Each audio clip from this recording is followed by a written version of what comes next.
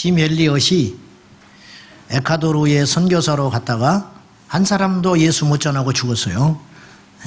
식인종한테 먹혀 죽었어요. 옛날 일이니까 이분이 자꾸 에콰도르에 복음을 전하러 간다 하니까 이분이 엘리트니까 젊고 너무 아까워서 옆에 할아버지가 와가지고 가지 마라. 그 무서운 데로 어떻게 가냐. 앞길이 창창한데.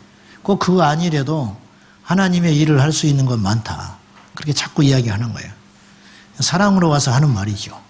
그렇게 말하니까 짐 엘리엇이 하루는 이렇게 이야기했어요. 할아버지 언젠간 돌아가시죠. 그래 곧 죽겠지. 죽으면 어차피 벌레들이 잡아먹어요. 애벌레들이.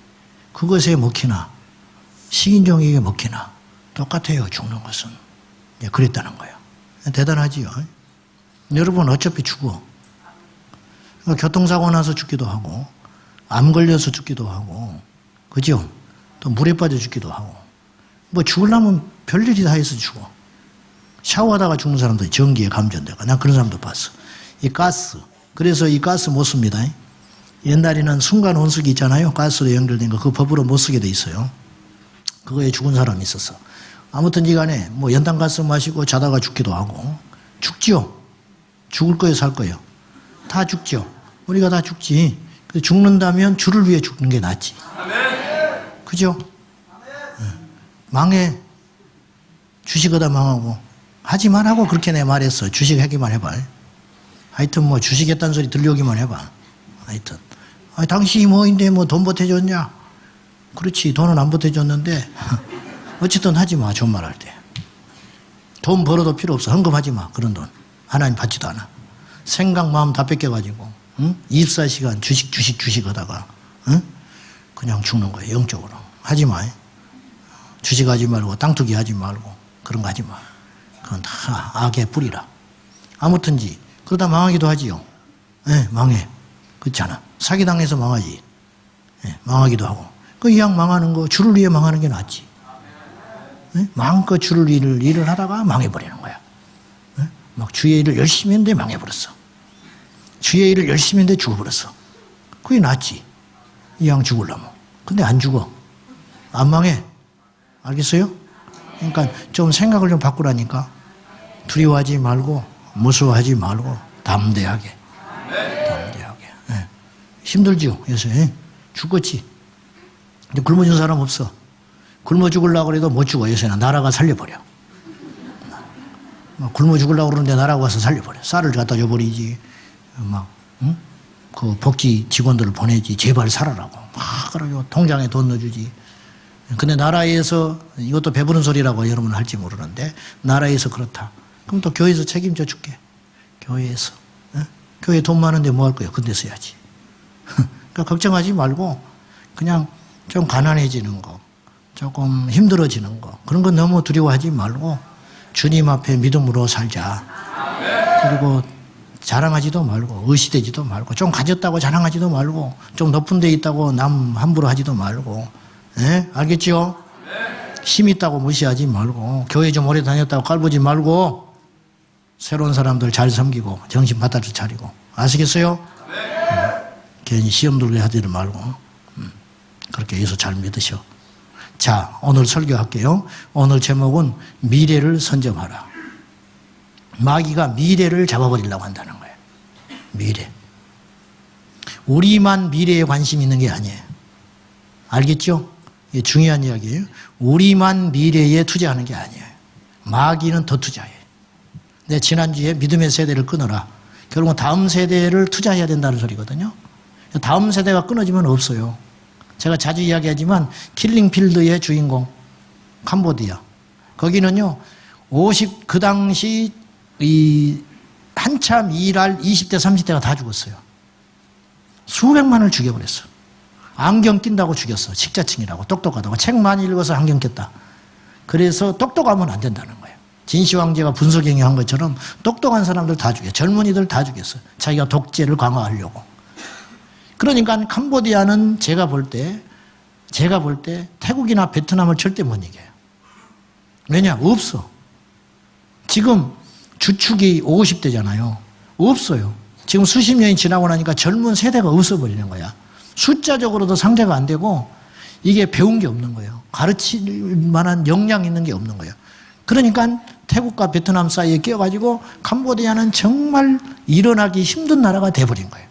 이게 깨어나지를 못해. 어떻게 해볼 수가 없는 거예요. 밑둥이 없어요. 봄에 씨를 뿌리지 않았기 때문에 가을에 아무리 논에 가서 열심히 일을 해도 얻을 수확할 것이 없어져 버리는 거예요. 뭐 거둘 게 있어야지. 가서 땀 흘려도 필요가 없어요. 가서 낫지를 해도 필요가 없는 거예요. 씨를 뿌려놨어야 거둘 것이 있는 거죠. 마귀도 이걸 알고 있다는 거예요. 마귀는 우리보다 더 지혜로울 수 있어요. 그래서 오늘 그 이야기를 좀 하고 싶어요.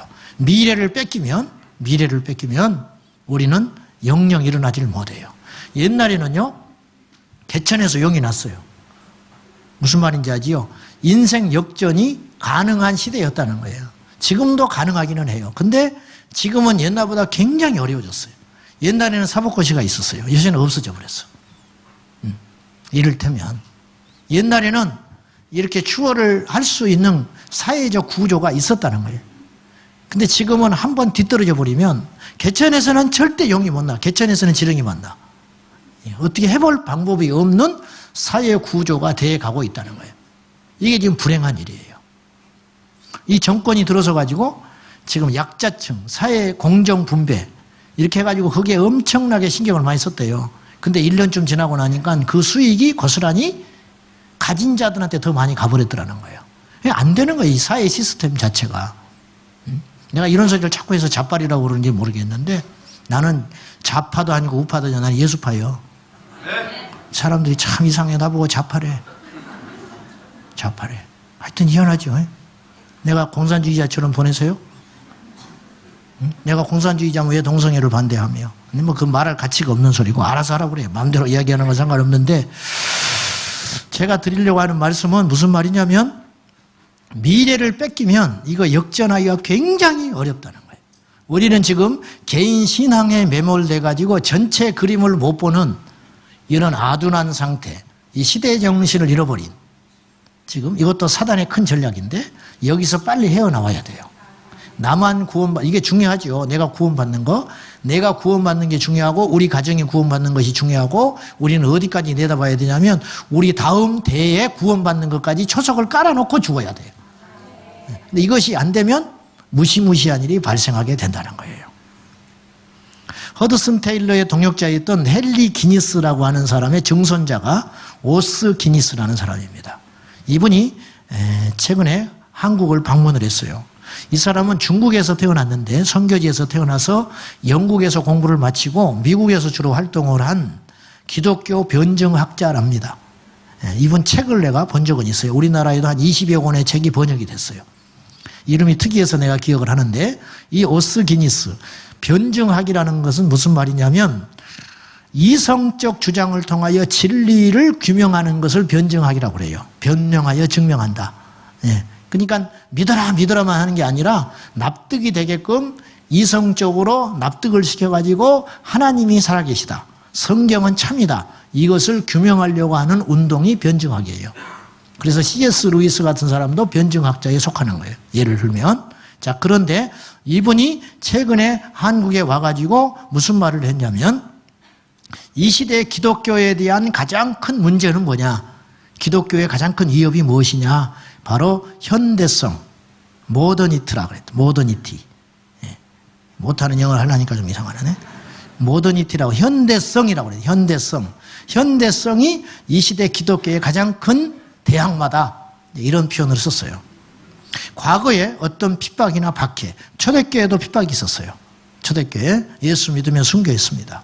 우리나라 초기에도 수많은 순교자가 발생을 했습니다. 일제시대 신사참배가 있었습니다. 이걸로 신앙의 절개를 지키던 자들이 순교했죠. 이러한 핍박이나 박해보다 강력한 위협이 나타났는데 그것이 바로 현대성이다. 현대성. 기독교를 금지하고 믿는 자를 박해하는 식의 공격보다 더 은밀하고 교묘한 방법으로 우리를 무기력하게 만들려는 시도들이 각계각층에서 다양하게 일어나고 있다. 포스트 모더니즘.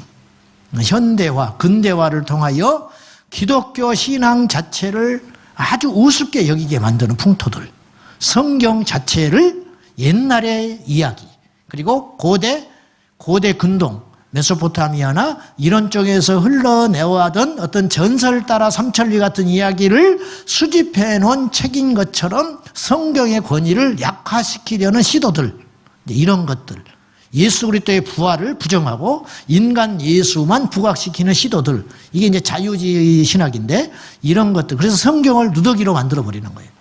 그래서 성경에는 얻을 것은 뭐가 있냐면 도덕과 윤리밖에 없다. 천국 지옥 이야기가 그래서 강단에서 사라지게 만드는 거. 그러니까 천국 지옥을 들어도 못 갈 가능성이 많은데, 그죠? 천국 지옥에 대한 각성을 하고 있어도 갈까 말까 하는 나라가 하나님 나라잖아요. 근데 아예 원천 봉쇄, 들을 수 있는 기회가 상실돼 버리는 거예요. 예수 그리스도가 부활했다는 메시지를 1년 365일 외쳐도 안 믿는 사람이 분명히 있을 것인데, 예수 그리스도의 부활을 역사적 진실과 기적으로 표현하기보다는 그렇지 않게 설명하는 것, 이제 이런 시도들, 이것들을 제가 옛날에 이제 몇 달 전에 했어요. 사탄의 전략에 대해서, 성경의 권위에 대한 공격들, 이제 이런 것들을 다루면서 이야기했던 기억이 납니다. 아무튼지 간에 오스기니스라는 사람이 진단하는 이 시대의 문제는 뭐냐면 현대성인데, 그걸 구체적으로 한번 이야기를 해볼게요. 두 가지. 첫째는 현대 사회는 탈권위적이다. 그거 자체는 좋아요. 문제는 이것이 하나님을 대항하게 만든다는 거예요. 무한한 자유와 선택권, 우리가 통치자를 선택하잖아요. 우리가 투표를 통해 가지고 통치자 선택하지요. 종교를 선택합니다. 그래서 전도하면 강요하지 마라 그래요. 초대교회는 전도 안 했나요? 주 예수를 믿으라. 사도행전 4장 12절. 우리 모두에게 주신 이름이, 구원 얻을 이름이 예수 그리스도 이름, 그 이름밖에 없다. 천하 만민에게 구원을 주시는 다른 이름이 없다. 그러니까 다른 것을 인정하면 안 되는 거예요. WCC 말할 가치도 없어. 그걸 가지고 나한테 자꾸 뭐 이야기해라 어쩌라 그러면 똥을 내가 누차 이야기했어. 똥을 똥이라고 설명을 해야 똥이냐. 냄새 맡으면 알지. 에? 똥과 된장을 설명을 해줘야 돼? 설명을 해줘야 되냐고. 몇 년 전에 나한테 와서 이렇게까지 이야기하는 사람이 있었어요. 목사님이 강단에서 설교 시간에 WCC에 대해서 나는 아니다라고 말을 해주시면, 분명하게 입장 표명을 하면 내가 수십 명을 데려올 수 있습니다. 가라고 그랬어 내가. 난 그런 사람 아니다. 내 생각은 확고하지만 그걸 때문에 나는 설교하지 않는다. 빅딜하는 거예요 이거? 딜을 하라고 그래, 딜. 와도 골치 아파. 와도 골치 아파. 이 시대 신앙이 어느 정도로 썩어버렸는가, 얼마나 인본적이 됐는가, 그것까지 알 수 있는 상황이에요. 그리고 우리가 선택하는 거예요. 자꾸 하나님조차도 바꾸려고 그래. 그래서 내가 만든 신을 경배하는 시대가 됐다. 전부 입으로 주여 주여를 불러요. 왜 마태복음 7장 21절 22절에 주여 주여 부르는 사람이 하나님 앞에 못 갔는지 아세요? 자기들이 믿는 신을 섬겼어요. 하나님이 원하시는 믿음을 못 가진 거예요. 믿음은 내가 만든 믿음을 믿는 게 아니에요. 하나님이 요구하는 믿음이 있어요.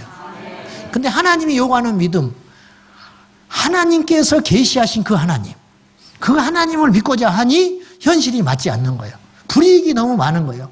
그래서 좁은 길인 거예요. 그래도 좁은 문을 가야 구원에 이를 수 있다는 거예요. 근데 좁은 문을 걸어가는 것이 손해만은 아니야. 하나님이 도와주신 은혜, 하나님이 함께 하신 그 능력과 파워는 이루 상상할 수도 없는 거예요. 마귀는 무서워할 존재가 아니에요.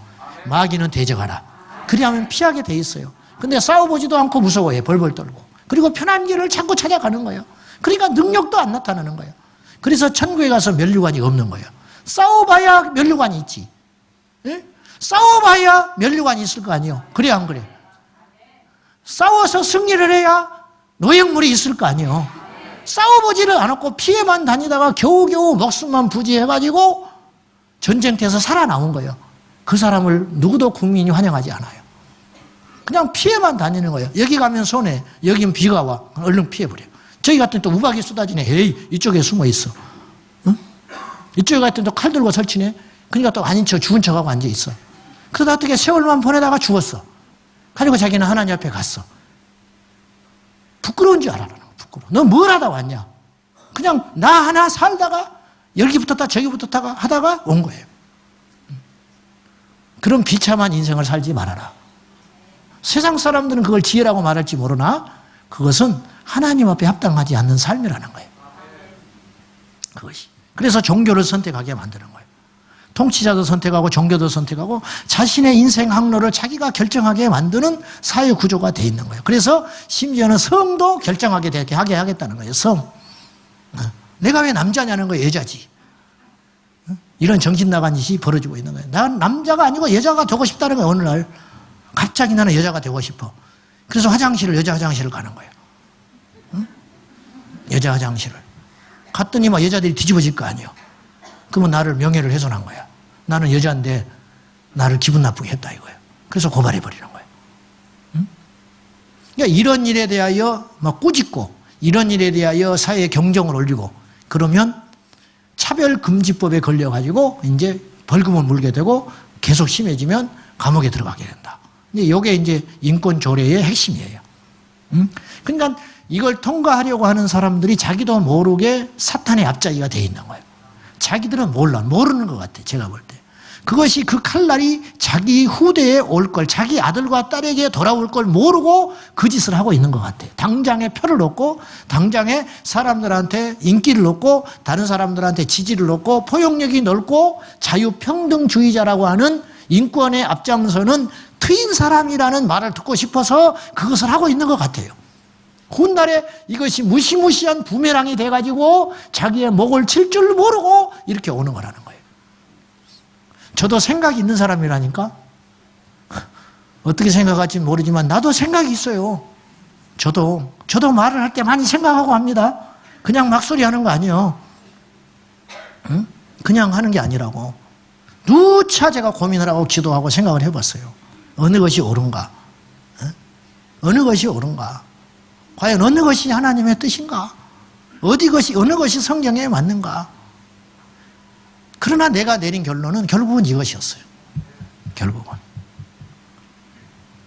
심지어는 복음과 목회자를 설교를 쇼핑몰에서 선택하듯이 하는 시대가 온다는 거예요. 지금 이미 그런 시대가 열렸어요. 유튜브에서 여러분 듣고 싶은 설교만 듣잖아.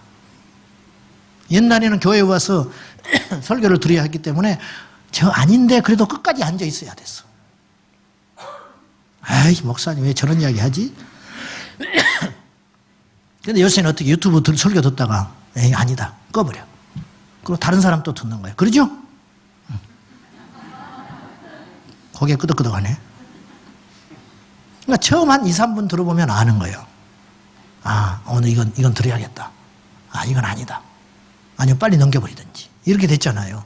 이 문제는 그럴 수밖에 없는 현실인데 이런 습관들이 우리 안에 몸에 배이게 되면 우리가 헌신을 한다든지 인내한다든지 뭔가를 하나님 앞에 끝장을 보는 믿음의 역사까지 가기가 힘들어진다는 거예요. 이해되십니까? 그래서 성령의 강력한 역사가 안 일어나는 거예요. 강력한. 그리고 고난 앞에 무너지는 거예요.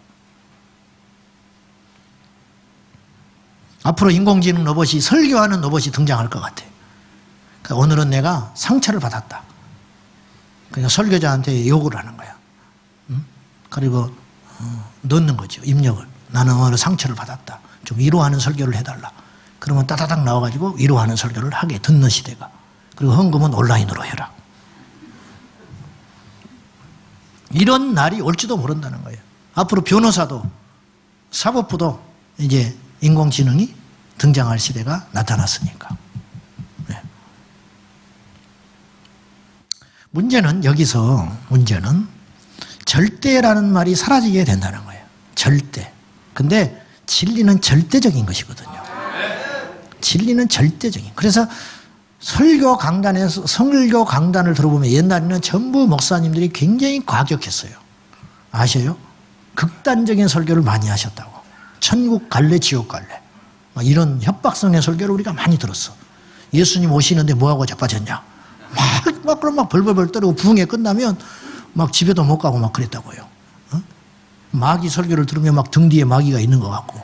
막 이런 아주 극단적이고 강렬한 설교가 들었고 그것으로 인하여 회개에 이르게 갔어요. 우리를 돌이키게 하고 우리를 회개에 이르게 하고 우리 양심을 찔러대게 하고 그러면서 다시 한번 정신을 차리고 십자가 앞에 가게 하고 이런 어떤 강력한 복음 메시지가 점점점 약화되고 사라지는 시대가 오게 됐다는 거예요. 이미 됐는지 몰라 이거는.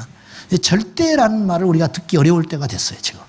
그러나 우리 하나님은 절대 하나님이거든요. 말씀은 절대 말씀이거든요. 예배는 절대적인 것이거든요. 기도는 절대적인 거예요. 기도를 대신할 게 없는 거예요. 하나님을 대체할 수 있는 분은 없는 거예요. 그래야 안 그래요?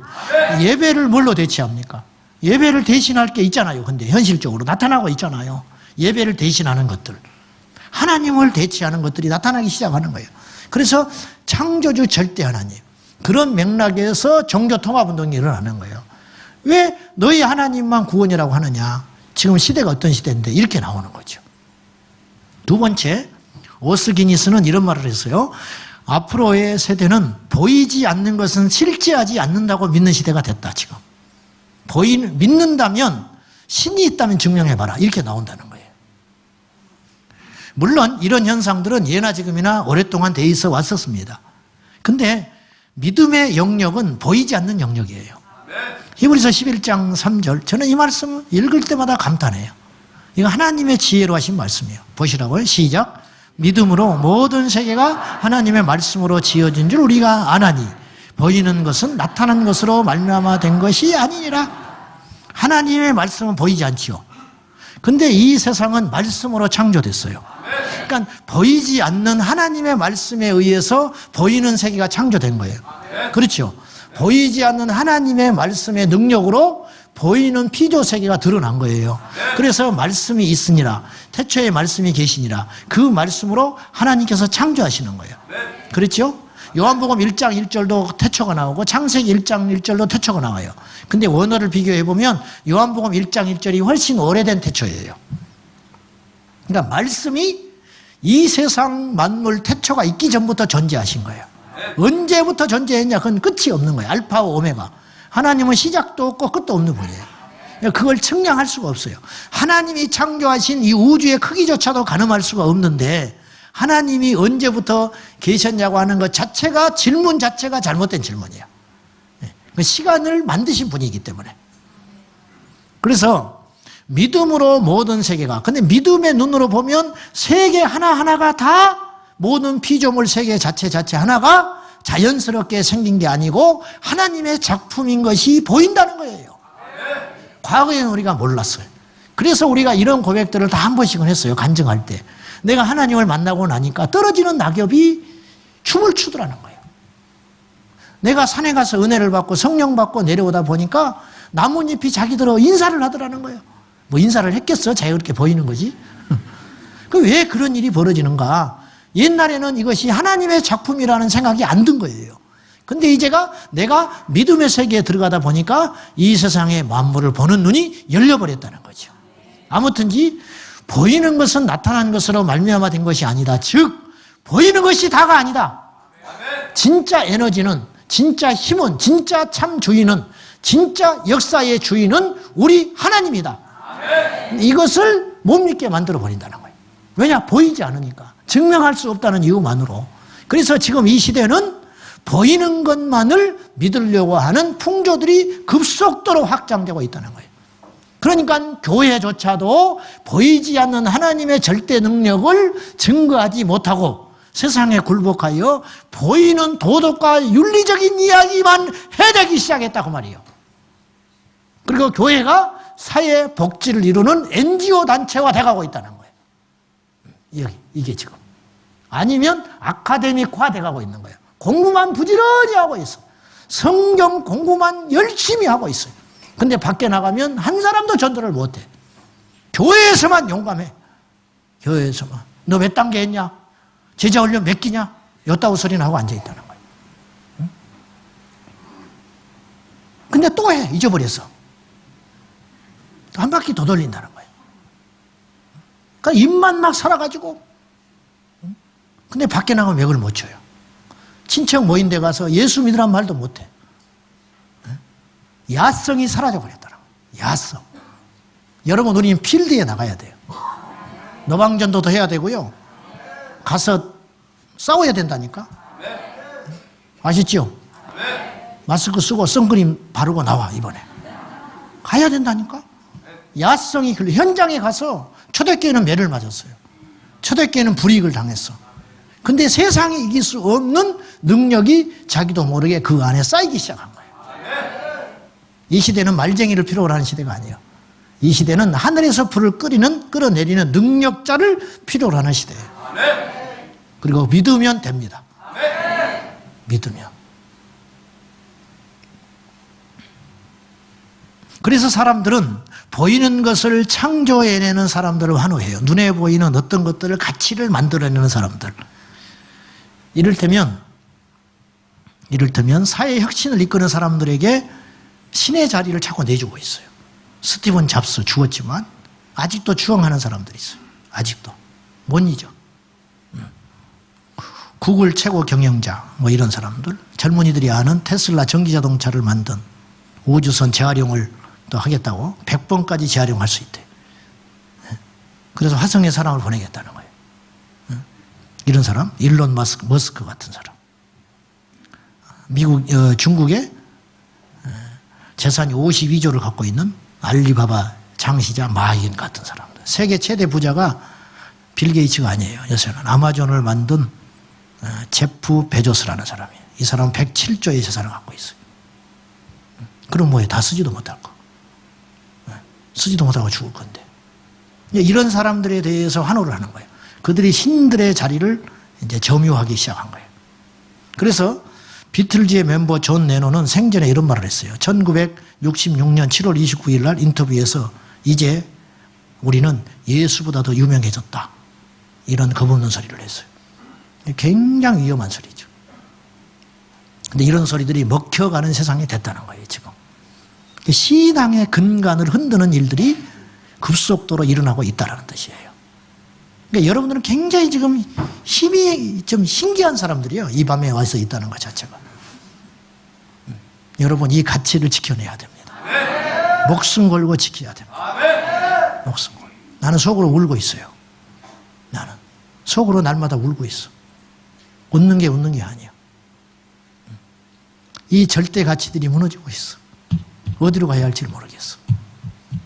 우리 교회가 잘 되는 게 문제가 아니야. 지금 내 집안이 잘 되는 게 문제가 아니야.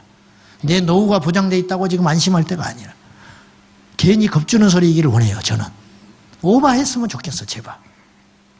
제발. 내 예측이 틀렸으면 좋겠어.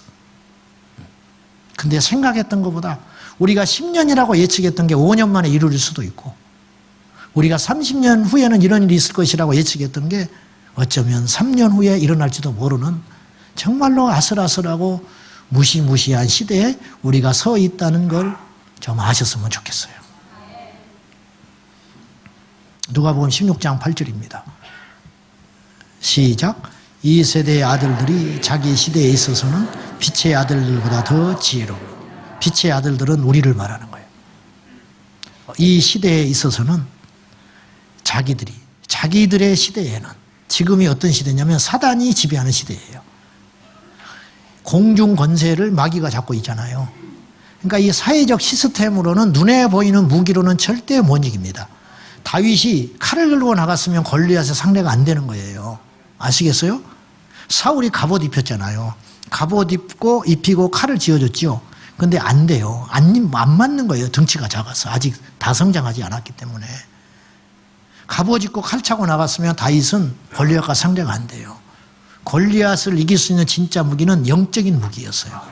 다른 데 있었다니까요. 그러니까 다윗이 이긴 무기는 믿음의 무기예요. 이게 이제 우리들 안에서만 통하는 이야기지만 세상 사람들조차, 그리고 거듭나지 못한 사람은 이게 무슨 말인지 알려고도 하지 않지만 웃을지 모르겠어요. 그러나 진짜 힘은 거기에 있는 거예요. 영적 가치, 영적 가치, 보이지 않는 무기, 기도, 예배, 찬양, 사랑하는 거, 용납하는 거. 이제 이것이 우리의 무기예요. 다윗이 물맷돌 5개를 갖고 나갔어요. 근데 4개는 써보지도 않았어요. 하나로 끝냈어요. 믿음으로. 한 방에 끝낸 거예요. 한 방에. 네. 그래서 이 세대의 무기로는 절대 못 이겨요. 우리 교회가 노벨 물리학상을 받은 과학자를 배출한다고 해서 세상이 바뀌겠습니까? 안 바뀌는 거예요. 어느 정도 늦출 수는 있을지 모르겠어요. 우리 교회가 대통령을 만들어낸다고 그 사람이 이 세상을, 그 흐름을 막아낼 수 있을까? 제가 볼 때는 몇 년을 막을 수 있을지는 모르겠어요. 그러나 영원히 바꾸지는 못해. 그러니까 그들이 가진 무기로는 우리가 이길 수 없다는 거예요. 그들이 가진 무기는. 세상을 이기면 이것이니 우리의 믿음이니라 그랬어요. 세상이 굉장히 강해요. 강한데 그들이 가진 무기로는 절대 싸워서 이길 수 없어요. 그래서 그 시대에 있어서는 어둠의 영들을 가진 자들이, 자기 세대에는 그들이 훨씬 지혜로운 거예요. 그러니까 전략으로는 못 이긴다니까요. 이 어떤 시스템으로는 못 이겨요. 빛의 자녀들보다 훨씬 앞서 있는 시대에 있다는 거예요. 그 우리가 그러면 영원한 패배자로 남을 것이냐? 그렇지는 않다. 엘리야처럼 하나님을 만난 자, 하나님의 심정을 움직일 수 있는 사람, 하늘에서 불을 끌어내릴 수 있는 한 사람이 850을 이길 수 있어요. 그러니까 하나님, 지난주에 제가 이야기했어요. 우리는 진다. 우리는 질 때도 있어요. 우리는 죄에 넘어지기도 하고 어리석어서 잘못 판단을 하기도 하고 우리가 패배할 때도 있어요. 그러나 성경의 역사 가운데, 인류 역사 가운데 하나님은 절대로 패배한 적이 없어. 그러니까 뭐 교회가 문 닫았다, 뭐 저 나라가 뭐 이슬람 국가가 됐다, 그건 하나님의 패배가 아닌 거예요. 아셨어요? 하나님은 패배하지 않으세요. 하나님은 모든 것 위에 계시는 분이에요. 사단도 움직이는 분이에요.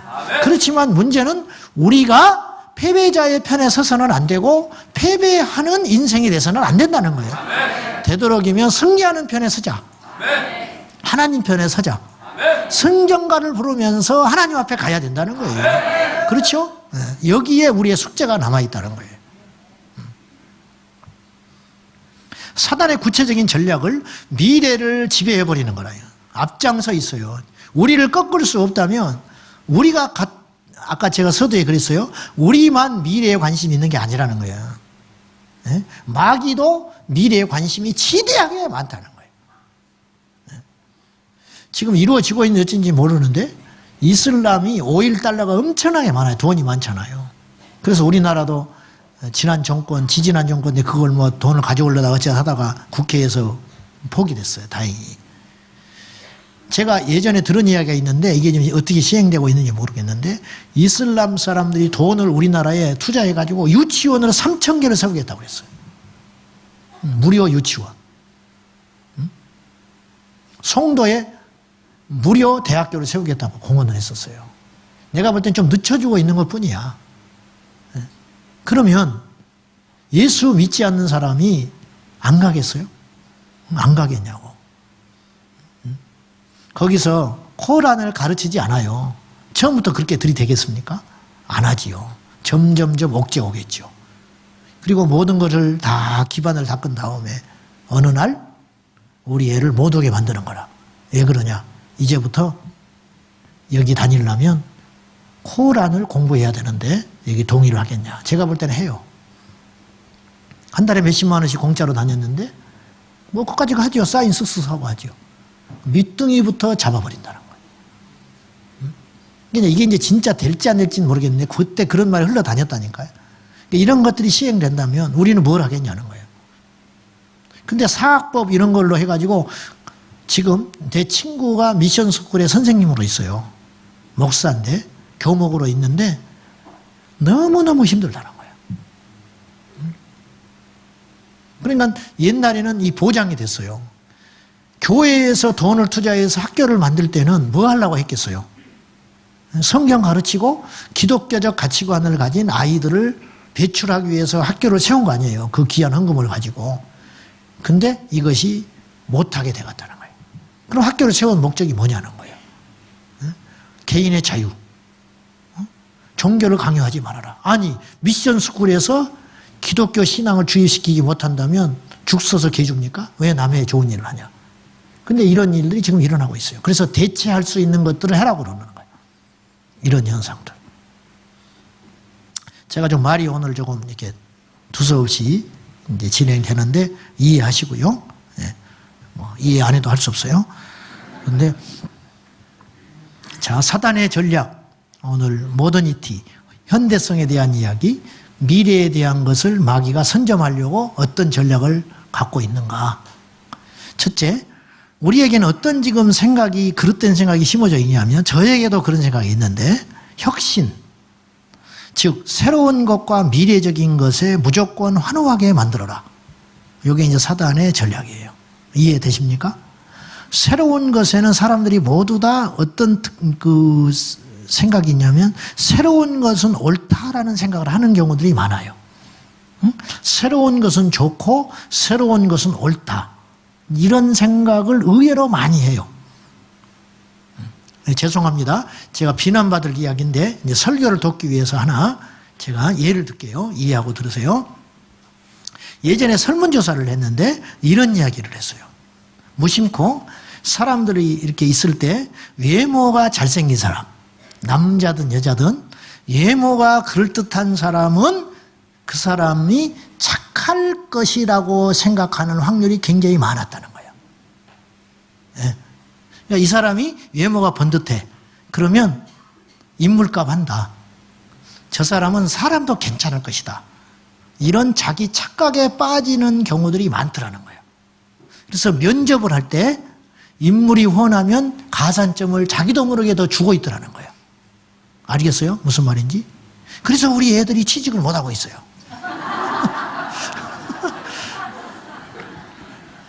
그러니까 저도 이제 우리 교회에 처음 오면 깜짝 놀란다는 거예요. 어떻게 저런 사람이 목사냐.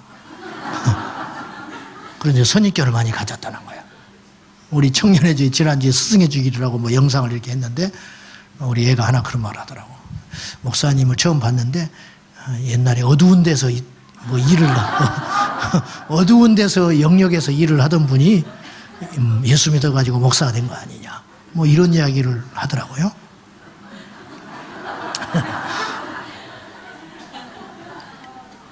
사람 보는 눈이 하도 없으니까. 그래서 아직도 그놈은 연애를 못하고 있어요. 자, 다시 이야기할게요. 우리 안에 잘못 학습된 것이 있어요. 새로운 것은 옳다, 새로운 것은 좋다. 그럴 수도 있지만 그렇지 않을 수도 있잖아요. 교회도 신앙도 앞두어서 혁신의 목을 메고 있습니다. 세상이 바뀌었으니까 교회도 바뀌어야 된다, 막 이런 이야기하면 아멘 하지요. 목사님들 포럼, 세미나 그런 데 가면요 주로 이런 얘기를 많이 합니다. 세상이 다변화되는 시대에 어떻게 복음을 효과적으로 전할 것인가, 21세기의 목회는 어떻게 할 것이냐. 그러니까 새로운 걸 막 추구해요. 다 좋아요. 물론 그것도 하나님의 역사일 수는 있어요. 그러나 기초를 무너뜨리고 무슨 새로운 걸 합니까? 근데 이게 문제라는 거죠. 절대 가치를 놓치고 새로운 걸 뭘 하겠냐는 거예요. 김치를 먹지 않고 우리가 뭘 먹겠냐는 거예요. 하루에 한 번은 먹어줘야지. 교회에 침투한 미래 혁신을 가장한 무신론적이고 비신앙적인 형태들이 있는가를 우리가 진단해 볼 필요가 있어요. 첫째, 보이는 성전과 신앙을 파괴하는 운동들이 일어나고 있어요. 이메이징 처치라고 들어봤습니까? 이메이징 처치. 교회가 안 보여. 그러니까 이렇게 어떤 틀에 갇혀서 예배를 드리지 않아요. 무슨 말이냐면 요새는 SNS가 발달해 있기 때문에 공원에 어느 날 모여라요. 주일날, 아무 개날, 몇 월 며칠 날 모여라. 그러면 모여요. 그럼 그 사람들은 교인이 되는 거예요. 그러니까 보이지 않는 무형의 교회를 소중히 여긴다 하면서 이런 운동들을 하고 있는 거예요. 그래서 멀쩡한 교회를 나가가지고 그 짓을 하고 앉아 있어요. 목사가 없어요. 그날 그냥 어떤 사람이 설교를 하는 거예요. 그 속에 무슨 공동체가 있으며 그곳에 무슨 성령의 임재가 있으며 무슨 그것에 기름 부음이 있겠어요. 저는 반대합니다. 이게 이메이징 처치예요. 미국에서 시도되는 운동들이에요. 이런 일들. 성전 파괴 운동. 정신 바짝 차려야 됩니다. 그러니까 성전이 자꾸 사고를 치니까 이해는 해요. 뭐 짓다가 빚더미에 넘어지고 목회자가 막 함부로 해가지고 돈을 착복해버리고 부정부패를 저지르고 이런 것에 너무 뒤인 사람이 보이는 성전이 다냐, 우리끼리 모여서 예배하자, 이해는 되지만 안 됩니다. 그런 시대가 아니에요. 지금은 미워도 다시 한번 미워도 답은 성전에 있는 거예요. 아시겠어요? 이 무교회자들이 나타나기 시작했어. 근데 무교회를 오해하면 안 돼요. 무교회는 교회를 없이 하자는 운동이 아니에요. 일본에서 우찌무라 간조가 그 운동을 시작할 때 교회를 없이 하는 운동이 무교회 운동이 아니에요. 바로 세우기 운동이에요. 교회 바로 세우기 운동. 근데 우리나라에는 이게 번역이 잘못됐는지 어쨌는지 무교회 운동이 들어오는 바람에 무자가 앞에 있는 바람에 교회 파괴가 마치 참된 신앙인 것처럼 오해를 하는 사람들이 나타나기 시작했다는 거예요. 그래서 기도를 많이 하는 사람, 뭐 소위 영적으로 막 깨어있다고 하는 사람, 어떤 미래를 준비하고 주님의 재림을 준비하겠다고 하는 어떤 깨어있는 신부가 되겠다고 하는 어떤 신부 단장한다는 어떤 신앙운동들 다 좋은데 이분들이 자칫 빠지기 쉬운 함정이 교회에 출석을 안 하고 있다는 거예요. 눈에 보이는 가치의 교회를 우습게 여기기 시작했다는 거예요. 그러니까 대화를 해보면 주의를 쉽게 생각해요. 선교단체 주의를 쉽게 생각해요. 꼭 거기 가서 예배를 드려야 되냐는 거예요. 꼭 거기 가서. 안식일이 사람을 위해서 있냐는 거예요. 안식일이 사람을 위해 있는 것이지 사람이 안식일을 위해서 존재하냐는 거예요. 그럴듯한 논리로. 그리고 이제 11조 파괴 운동. 막 이런 거. 막 여기까지 가기 시작하는 거예요. 기억하셔야 돼요. 보이는 성전과 신앙의 파괴 운동은 미래 혁신적 운동이 아니고 신앙 파괴 운동이에요. 신앙의 근간의 뿌리를 깨버리는 신앙 파괴 운동이라는 걸 꼭 기억하셔야 돼요. 이 교회에서 상처를 받았거든 다른 교회 가서 예배를 드려야 돼요. 근데 왜 그렇다고 해서 교회 자체를 안 가려고 하냐고 말이에요. 눈에 보이는 성전을 왜 우습게 여기냐고 말이에요. 눈에 보이는 성전을 아니라 다윗이 그의 장막 속에 성막을 놓고 성전을 짓기를 그렇게 소원했어. 아버지 집을 짓기를. 법궤가 들어올 때 바지가 내려가는 줄을 모르고 춤을 췄던 사람이 다윗이요. 그럼 다윗이 영성이 없어서 그래요? 다윗이 무슨 형식주의자여서 그렇습니까? 아니잖아요. 이게 심각해요. 일면 맞는 말도 있어요. 보이는 성전이 다가 아니다. 맞아요. 고린도전서 3장에도 우리가 주의 성전이라 했기 때문에 일면 인정합니다. 인정하지만 위험성이 더 크다는 것도 아셔야 돼요. 보이는 성전을 무시하면 모이는 성전으로서의 기능이 약화돼요. 모이지 수대가 없죠. 어떻게 모일 거예요? 모일 때 역사가 일어나는데 말세가 되면 어떤 현상이 일어난다고 그랬어요? 모이기를 피하는 운동들이 일어난다. 그래서 그들을 본받지 말라 했어요. 지금 모이질 않아요. 교회를 우리가 스스로 침을 뱉고 우습게 여기고 비판을 하다 보니까 그 교회에 갈 수가 없게 돼버리는 거예요. 자기 모순에 빠져버리는 거예요. 이해되십니까? 무슨 말씀인지? 목사님이니까 그런 소리 하죠. 아니, 나는 평신도라면 더 강하게 이야기할 수 있어요. 제가 평신도라면. 제가 입버릇처럼 이야기했잖아. 이 보이는 성전이 다가 아니라고. 다가 아니라고 그랬지 무시해서는 안 된다니까요. 교회 내가 그러죠. 교회만 다니면 뭐하냐고. 30년 동안 교회 다니면 뭐합니까? 내가 그렇게 이야기하죠. 곧잘. 단골 메뉴잖아요. 그런 이야기 하잖아요. 집사면 뭐하냐고. 장로님들은 뭐 직분 받으면 뭐하냐고 그러잖아요. 그 말에는 모이는 것이 필요 없다는 말이 아니고 직분이 필요 없다는 말이 아니에요. 바른 직분자가 되고 바른 교회를 세우자고 하는 의미지 그것 자체를 피하자고 하는 말이 아니잖아요. 절대로. 안 그렇습니까? 눈에 보이는 성전과 주님 주시는 직분을 귀히 여기는 게 믿음이에요. 주님이 주신 직분을 귀히 여기는 게 믿음이라고. 그런 정체성, 자부심. 그것이 없이 어떻게 믿음 생활을 합니까? 내가 교회를 사랑하고 내가 눈에 보이는 성전에 가서 엎드려 기도를 하고 내가 눈에 보이는 성전에 떨어진 휴지를 줍는 것이 믿음이지. 그걸 무시하고 우습게 여기고 거지처럼 여기저기 왔다 갔다 무슨 영적 성장이 일어나며 그것에 무슨 양육을 받으며 거기에 무슨 힘이 있겠어요. 이런 것들이 파괴되기 시작한다는 거예요. 교묘하게. 그리고 마치 고지식하게 믿는 사람처럼 치부하는 일이 일어나기 시작한다는 거예요. 그래서 저한테 우리 친구들이 그랬다니까요.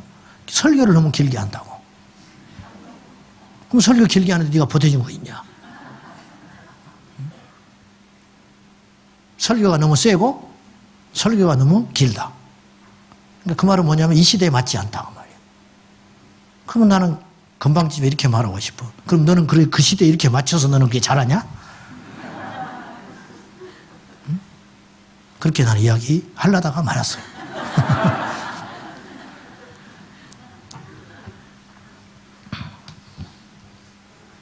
보십시오. 모이기를 피하고 공동체성과 예배가 필연적으로 약화돼요. 옛날에 우리 믿음의 선조들은요 이렇게 신앙생활 안 했어요. 이렇게 안 했다고. 소록도에 교회가 있는데 지금은 거의 돌아가시고 안 계시지만 그 교회는 새벽기도, 수요예배, 금요일날, 주일 낮, 주일 저녁 예배가 숫자가 똑같았어요. 모인 숫자가. 모인 숫자가. 우리가 지금 그렇게까지는 못 가지만은 이 중요한 가치들을 왜 자꾸만 포기하려고 하냐고. 이거 지켜내야 한다는 거예요. 지켜내야 돼. 지켜내야 돼. 주인의식들이 너무 없죠. 내 교회라는 의식들이 너무 없어. 그냥. 급속도로 교회에서 모이는 횟수들과 행사들이 줄어들고 있습니다. 뭐 안 해요. 모이질 않으니까. 피곤하고 스트레스만 받으니까. 신방들 안 받잖아. 왜 이렇게 신방들은 안 받는지 몰라. 응? 집이 지저분하다고? 그럼 좀 치우든지. 왜 이렇게 신방들을 안 받아? 집에서 맨날 있으면서. 신방을 왜 안 받아? 그러니까 이런 것들이 없어지는 거예요, 점점. 요새도 신방 아니? 그럼 신방 안 하면 뭐해? 목사가 신방 안 하면 뭐 할 건데? 그리고 그 남은 시간들을 개인적 내조와 오락의 시간으로 꽉 채우고 있어요. 그래도 바빠 죽겠대. 바빠서 성경도 못 읽고 바빠서 기도도 못해. 모이지도 않으면서.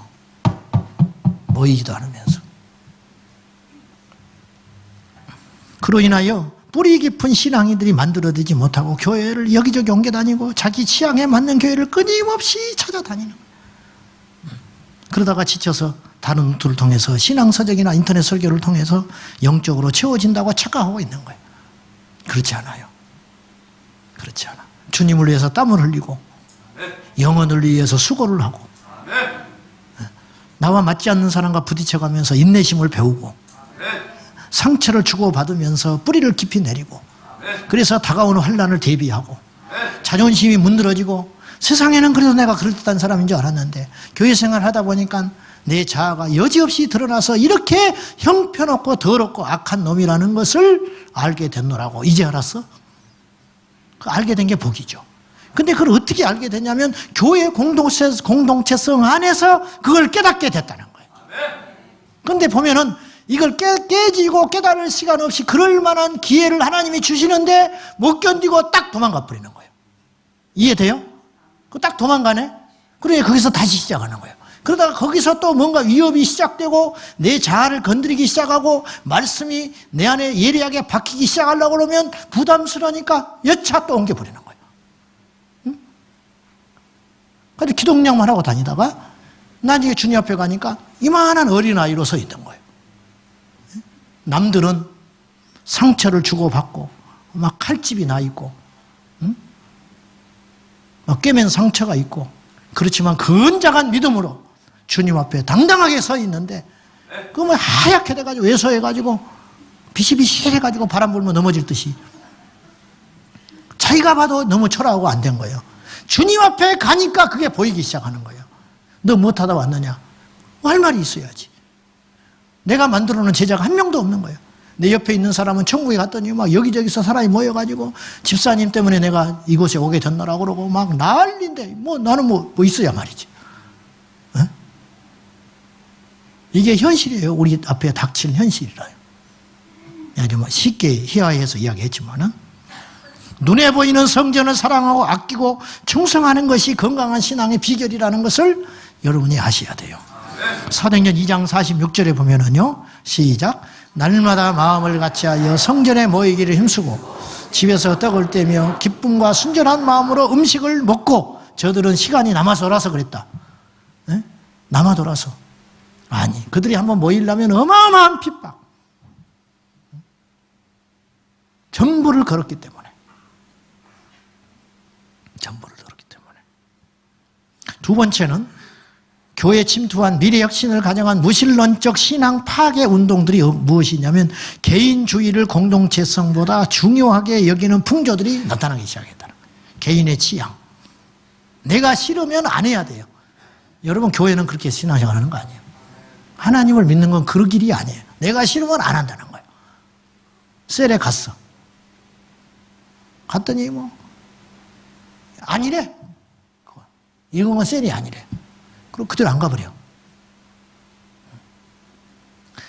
그 가는 사람들은 전부 생각이 없고 바보라서 가는가? 시간이 남아 돌아서 거기 가고 있는가? 아니라니까. 똑똑한 척 하지 마시라고. 우리 장로님들이 생각이 없어서 젊은 목사가 내뱉는 막 이 독서를 듣고 계시겠어요? 내가 내리는 판단이 다 옳아서 장로님들이 가만히 계시겠어요? 아니라니까. 최선이 아니면 차선이라고. 그렇게 해주는 거예요. 해주시는 거예요. 힘을 보태주시는 것이고.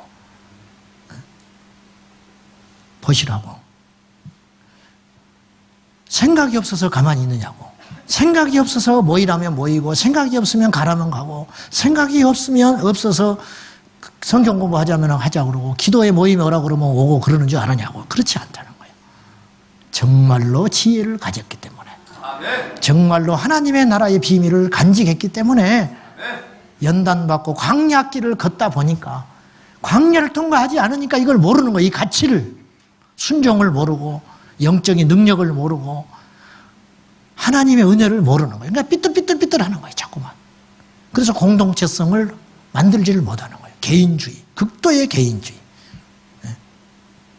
아니에요. 그렇게 신앙생활하는 거 아니에요. 그거 위험해요. 아시겠습니까? 오늘 이 설교를 어떻게 하다 보니까 이 방향이 이렇게 왔는데 오해하지 마세요. 여러분들을 교회에 붙들어 놓으려고 한다든지 아니요. 하나님의 교회는 하나님이 책임져요. 그렇지 않고 사탄의 전략적인 측면에서 볼 수 있어야 한다 그 말이에요. 마귀는 미래 사회의 발전과 함께 죄도 발전시키고 있습니다. 그래서 죄로 미리 미래를 엉망진창으로 만들어 버리는 거예요. 그러니까 우리가 아무리 거룩하게 살고 싶고, 우리가 아무리 성경대로 믿고 싶고, 아무리 우리 자녀들을 안전하게 키워내고 싶어도 이 토대가 그렇게 되지 못하는 세상을 마귀는 만들어가고 있다는 거예요. 우리 집사님 한 분이 그런 이야기, 하루에 3번씩, 4번, 서너 번씩이라도 시골에 가고 살고 싶다는 거예요. 막 세상 돌아가는 걸 보면 우리가 하나님을 모르면 몰랐는데, 하나님을 알고 하나님 나라의 가치관으로 무장하고 성경적 가치관을 가지고 이 세상을 보니까 보이는 거예요. 빤히. 사탄의 속셈들과 계략들이 보이기 시작하잖아요. 그러니까 이 악하고 더러운 세상에서 정말 이것을 투쟁하면서 버티기가 너무너무 기진하고 피곤한 거예요. 그리고 이런 세상의 시스템 속에서 내 자녀를 학교를 보내고 학원을 보내고 대학을 보내고 직장 생활을 하는 이 구조 속에서 살기가 싫은 거예요. 그래서 당장이라도 떠나고 싶다. 이런 생각들이 들기 시작한다는 거예요. 이해는 돼요. 무슨 말인지. 그러나 현실이 또 녹록지 않잖아요. 하나님 원하시는 것은 싸우기를 원하시는 거예요. 여기서 지켜내고 버티고 승리해야 돼요. 과거에는 큰 죄로 여기는 것들이 지금은 상식이 되는 일이 많아졌어요. 제가 예를 들어볼게요. 화장. 옛날에는 중학생이 화장했다. 걔는 구분해서 소문나는 애야. 걔는 구분해서 내놔버려야 돼. 뭐 노란물을 들고 나타났다. 걔는 도에서 소문나는 애야. 완전히 걔는 집안 망신으로. 막 집에서 맨날 두들겨 맞고 쫓겨나고 수박 맞아 머리 밀어버리고, 자기 아버지가 막 그런 애예요. 머리 노란물 하고 다니네. 여기 많아요. 막. 요새는 어때요? 누가 노란물 들였다고 욕하면 그 사람이 이상한 사람이라. 이게 어떻게 되냐? 불과 30년. 노란물 들였다는 게 잘못됐다는 뜻이 아니에요. 무슨 말이냐면 시대가 그렇게 되고 있다. 나팔바지 입고 다녔다. 완전히 이상한 놈이야. 그러면. 요새는 마음대로 입고 다녀요. 그걸 가지고 뭐라고 시비 걸면 이상한 거야. 그렇지 않아요? 간통죄 폐지됐죠. 응? 간통죄 폐지됐잖아. 왜도 해도 된다는 거예요. 자기가 선택한, 자기 인생 자기가 결정했다. 옛날에 있을 수 없는 일이죠. 응? 이런 일들, 이런 추세로 가면 앞으로 20, 30년 후에는 어떤 일이 벌어질까? 뭐 상상할 수 없는 일이 벌어진다는 거예요. 디모데후서 3장 1절과 2절에 한번 읽어봐요. 시작. 너는 이것을 알라. 사람들이 자기를 사랑하며 돈을 사랑하며 자랑하며 교만하며 비방하며 부모를 거역하며 감사하지 아니하며 거룩하지 아니하며 죄가 점점점 강력해진다. 원수 마귀는 오랫동안 칼을 갈고 전략을 세우고 있는 것 같아요. 미래를 예측하고 마귀는 이제 초대교회를 집어삼키려다가 실패했어요. 그래서 로마를 이용해가지고 달콤하게 만들어서 초대교회를 변제시켰습니다. 그 재미를 봤어. 한참 자기 세상을 1000년 동안 끌고 갔는데 마르틴 루터를 통해서 종교개혁이 일어났어요. 그때 움찔했어요. 물러났다가 다시 시작했어요. 그러다가 또 미래 대각성 운동이 영적 각성이 일어나고 성령 운동이 일어나니까 사단이 궁지에 몰렸어요. 그러다가 다시 또 전략을 바꿨어요. 이런 일들이 계속 있습니다. 마귀는 올해 농사는 이왕 망쳤으니까 일찌감치 땅을 갈아엎어서 내년을 대비하는 그런 전략을 쓰고 있는 것 같아요. 여기서 우리는 맞서서 싸워야 한다 그 말입니다. 오스기니스는 한국 교회와 해외 한인교회의 기도의 열정과 초자연적 섭리에 대한 하나님의 절대적 믿음은 놀라울 정도라고 감탄을 했습니다. 이것이 이 시대를 지키는 힘이에요. 사랑하는 여러분, 작은 것에 연연하지 마십시오. 뭐 감정 싸움 하지 마십시오. 우리는 큰 걸 보고 지금은 우리가 연합해가지고 서로 믿음이 하나, 기도가 하나, 예배가 하나, 영적인 능력을 가지고 이 악한 시대의 사단의 전략을 알고 믿음으로 기도하며 믿음으로 전도하고 믿음으로 예배하여 어차피 세상의 무기로는 상대가 안 된다니까요. 저들이 갖고 있지 않는 무기, 하나님의 이름, 여호와 니시, 여호와의 절대 깃발을 앞세우고 하나님의 지팡이를 앞세우고 홍해를 가르고 광야를 갈라내며 예수의 이름으로 승리하는 십자가의 용사들. 그러므로 여러분 끊임없이 기도해 주십시오. 끊임없이 여호와를 구하고 아무것도 할 수 없거든 하나님을 구하세요. 그냥 앞길이 막막해. 뭘 해야 할지도 모르겠어. 그죠? 뭐 이렇게 복잡해진다는데 우리가 다가올 세상을 예측하는 것도 한계가 있는 것이고 어떻게 해볼 수가 없다. 여호와께 와서 울고 주여 우리를 불쌍히 여겨달라고 하나님이 행하시도록, 하나님이 앞서 행하시도록 우리가 절박한 믿음으로 모여서 기도하고 힘써 그리스도의 복음으로 새로워져서 죄를 끊고 우리 다 같이 영적인 부흥이 일어나는 주역이 될 수 있도록 우리 모두 힘을 모아야 하는 시대가 되었습니다. 마지막으로 제가 하나 읽어드리고 마칠 것이 있습니다.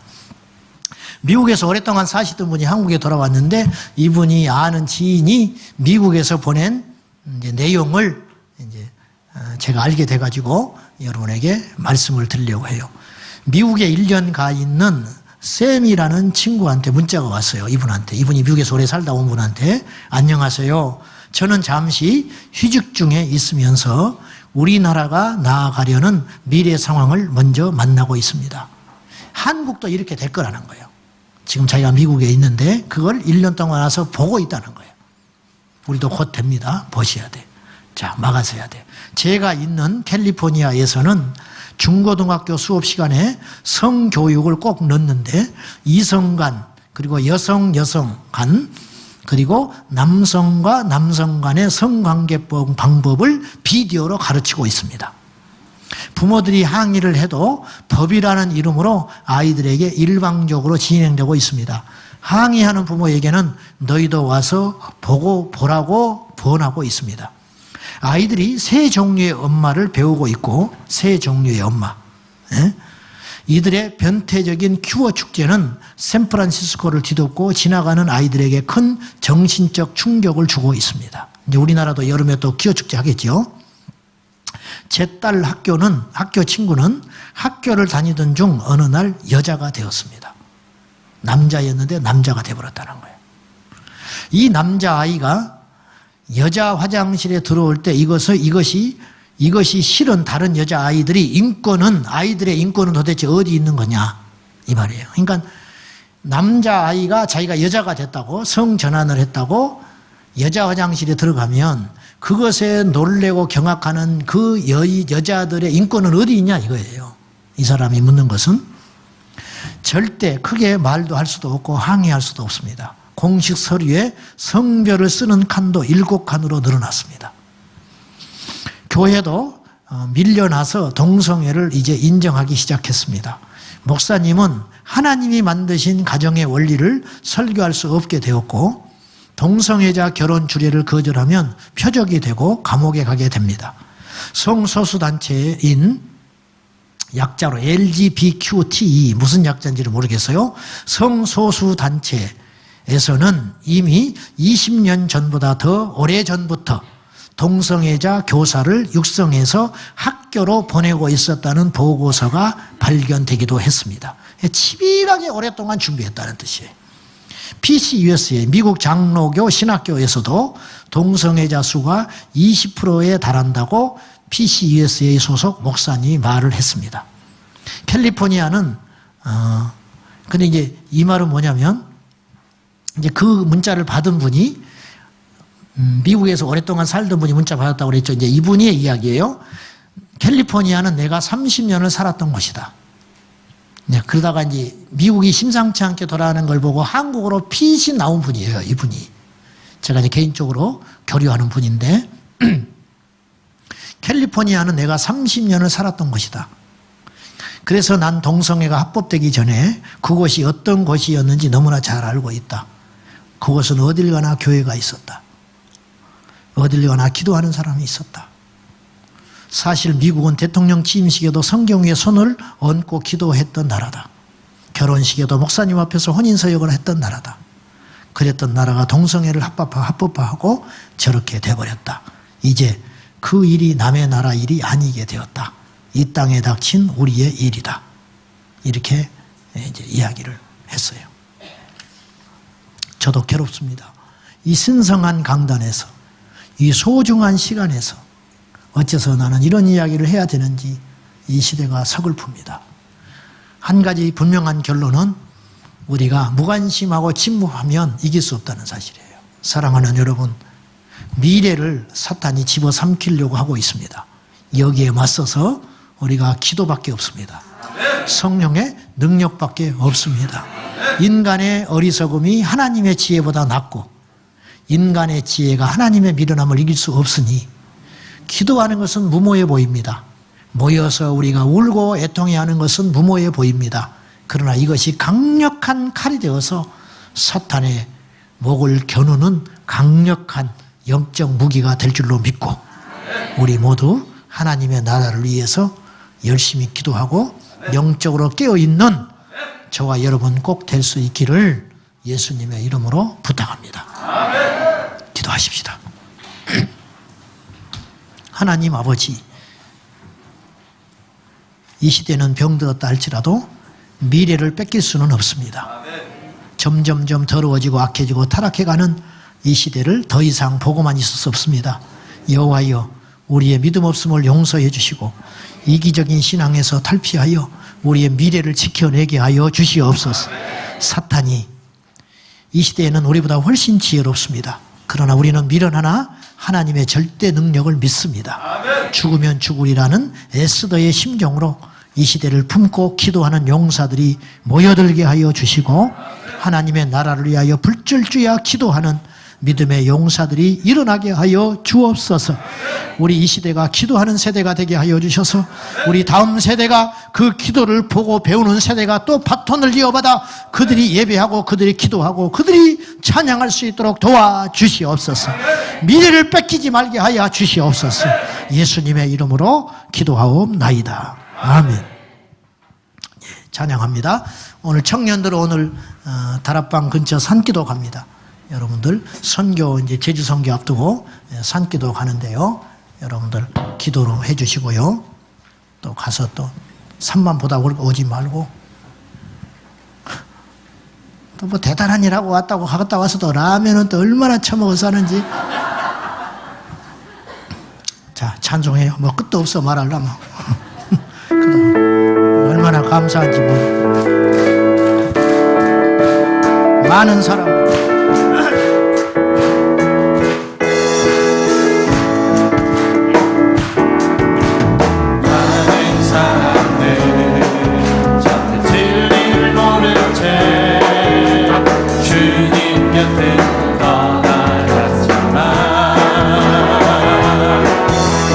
내가 만난 주님은 참 사랑이었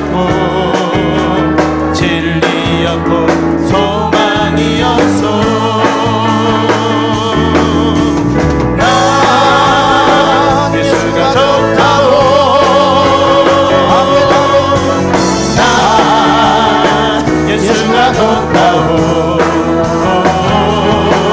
주를 사랑한다고 베드로 고백처럼 나 예수를 사랑한다고 다시 한번 많은 사람들 참된 진리를 모른 채 주님 곁을 떠나갔지만 내가 만난 주님은 참 사랑이었고 진리였고 소망이었소 아멘 아멘 난 예수가 좋다오 난 예수가 좋다오 주를 사랑한다고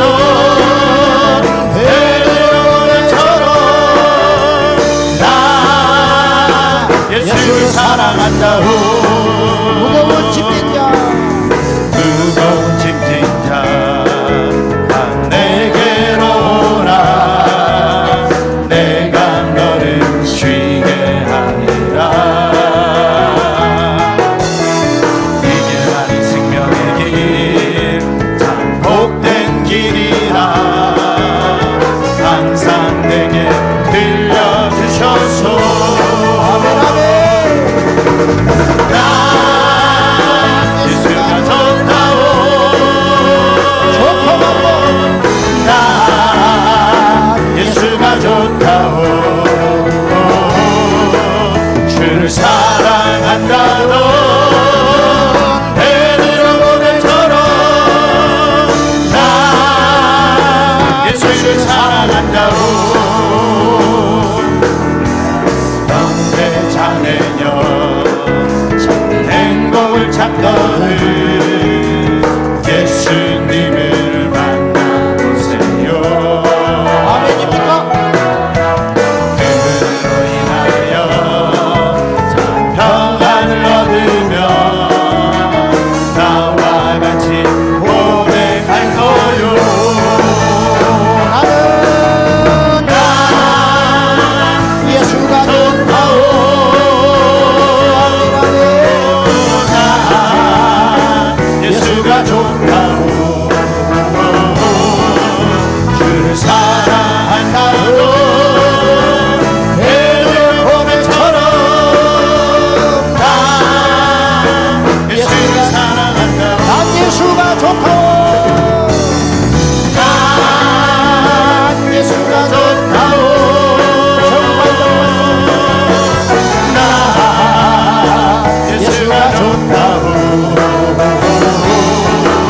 주를 사랑한다고 베드로 고백처럼 난 예수를 사랑한다고 난 예수가 좋다오 난 예수가 좋다오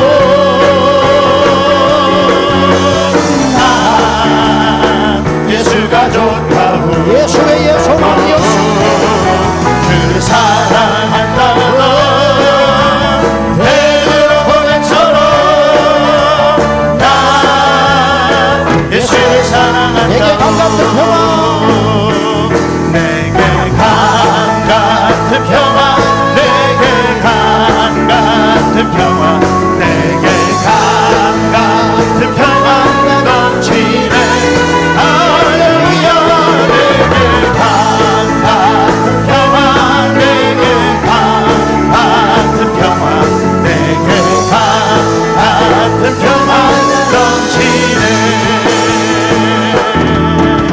저 바다보다도 더 높고 저 산과 하늘보다 더 높은 주님의 은혜가 이곳에 가득해 아멘 살아계신 주 나의 하나님 언제나 넘치는 주의 사랑으로 내 안에 가득히 넘쳐 흐르네 내게 강 같은 평화 내게 강 같은 평화 내게 강 같은 평화가 넘치네